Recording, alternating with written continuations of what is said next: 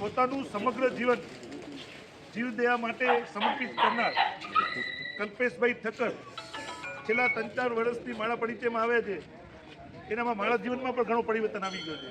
આજે આપણા ઘરવાળાને પણ પાણીની ચિંતા નથી હોતી કે તો ત્યારે કેટલા પશુઓ માટે એને સરસ વિચાર આવ્યો કે એ ભુજના 5 કિલોમીટર એરિયામાં જ્યાં જ્યાં ચબૂતરા છે, અવાડા છે, એના માટે પાણી પહોંચાડવું.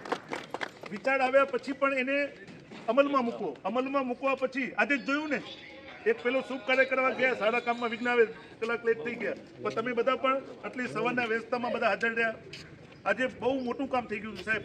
આ તો શિયાળો છે, ઉનાળા માટે આપણે સાક્ષાત બધા જોયું છે. બધા ગૌ પ્રેમીઓ જો, જીવદયા પ્રેમીઓ છે, પાણીની કેવી તકલીફ પડે છે. પૈસા પણ લોકો મેનેજમેન્ટ પણ કરવું અને શારીરિક ભોગ પણ આપવું. એક નાની વાત કરું, 4 દિવસ પહેલાની વાત છે. 14 તારીખે સંક્રાંત પતિ, 15 તારીખે એક પક્ષી હમીરસરની વચ્ચે તરતો હતો ને દોડ બાંધેલી હતી, લૂડી નતો શકતો. મેં કલ્પેશભાઈને ફોન કર્યો, 5 મિનિટમાં આવી ગયા. મેં કીધું કે હવે આપણે અહીંયા ટીનિયાને જીવદયા અહીંયા દે આવી. ના, અહીંયા દેવા જશું તો વાર લાગશે. હું 7 કિલોમીટર ધક્કો ખાઈને છેક કરુણાધામ દઈ આવીશ. ભાઈ એના માટે પણ એક તાળી હોવી જોઈએ. 7 કિલોમીટર સવારે ધક્કો ખાવો બહુ મોટી વસ્તુ છે. વાત કરવી નહીં કરવી. અમે ઘણા બધા ચબૂતરા પણ બનાવ્યા છે. કલ્પેશભાઈનું પૂરું યોગદાન હોય છે.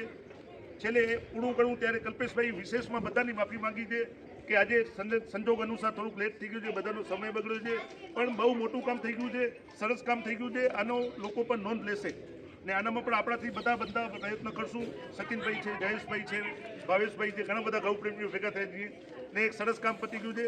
સૌને મારા વતી અભિનંદન ને કલ્પેશભાઈનું વિશેષ સન્માન આપણે કહેશું ખાલી હાથેથી. સચિન